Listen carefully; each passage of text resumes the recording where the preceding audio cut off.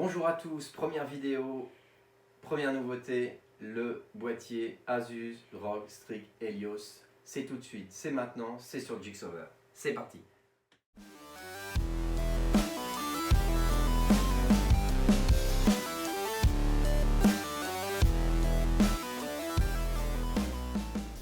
Le voici, le voilà, le fameux boîtier Asus ROG Strix Helios. C'est pas simple la référence. Donc d'origine, c'est un boîtier qui est livré avec une petite housse de protection. Donc on voit déjà la qualité de cette marque. Asus ROG, la Republic of Gamer. Ce boîtier, donc c'est un boîtier full alu brossé sur la partie avant, sur le dessus. Il est livré, c'est ça qui est assez original dessus, il est livré avec des sangles, avec scratch, qui vous permettent de déplacer facilement votre boîtier. Parce que concrètement, il n'est pas léger.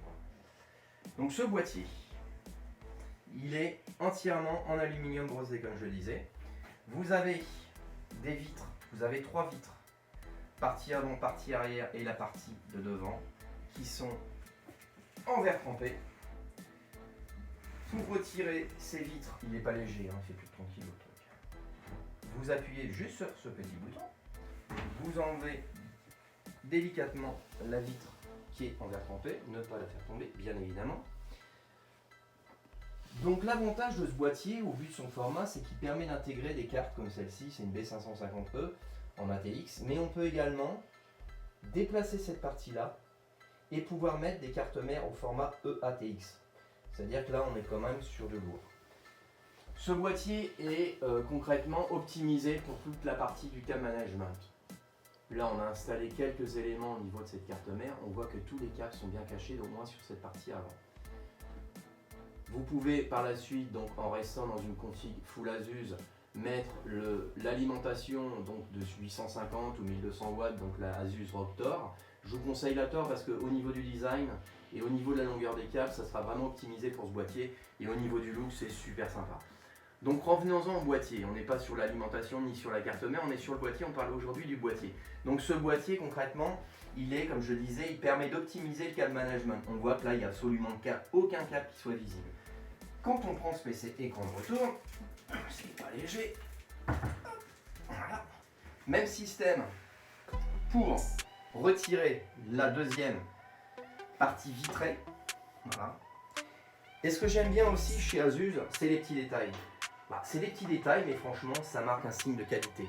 Là, vous voyez, un tout petit élément comme ça, visuellement parlant, c'est super sympa.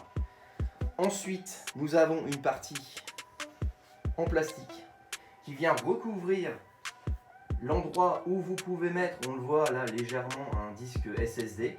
Vous pouvez mettre jusqu'à 4 disques SSD ici. La carte mère ici est bien refroidie au niveau de son CPU.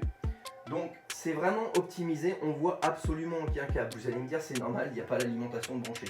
Quand bien même il y a l'alimentation, on a vu que devant, on voyait absolument aucun câble. Donc c'est-à-dire que sur la partie arrière, c'est le même principe. Ça permet vraiment de faire et d'optimiser un câble management qui soit vraiment exceptionnel.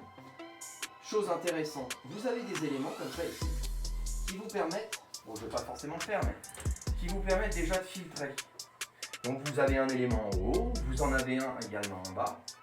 Ça, c'est un deuxième élément sympathique pour pouvoir filtrer l'air qui arrive dans votre PC pour éviter qu'il y ait trop de poussière qui vienne rentrer dedans. Donc c'est très simple, ça se lisse, c'est facile, nickel. D'origine, il est livré avec 3 gros ventilateurs à l'avant. Les ventilateurs sont gérés sur la face avant qui vous permettent d'à la fois de gérer le RGB quand vous en avez, au moins la gestion du RGB sur votre carte mère et des différents éléments compatibles au Racing. Donc vous avez une partie de la gestion des ventilateurs, de la vitesse des ventilateurs et également de la partie qui est liée à l'éclairage RGB, compatible au Racing. Tout ça est géré directement, donc là on est en RGB, pas en RGB, et au niveau des ventilateurs, c'est des ventilateurs pour lesquels ils ne sont pas liés à la température, c'est vous qui gérez directement avec ce petit panel ici, la vitesse des ventilateurs. Que dire d'autre? Il est juste splendide quoi. Quand on regarde la face avant, c'est juste splendide. Au niveau de sa conception aussi, chose formidable, la possibilité au vu de la grandeur du boîtier, il est optimisé et il est prévu pour pouvoir monter dessus directement un système de refroidissement personnalisé. Donc vous avez la possibilité de fixer ici une pompe directement dessus. Vous avez la possibilité au niveau technique aussi, chose formidable, de brancher votre carte graphique qui est ici, de pouvoir la brancher directement ici, à cet élément-là, pour pouvoir optimiser les choses. Donc c'est vraiment un boîtier qui est super bien conçu. Alors certes, il n'est pas donné, mais la qualité a un coût. Et là, je pense qu'on est sur un produit d'un très très bon rapport qualité-prix. Voilà, c'est tout ce que j'avais à vous dire. La seule chose, n'hésitez pas, craquez, achetez-le. C'est tout de suite, c'est fini, c'était Jigsawer.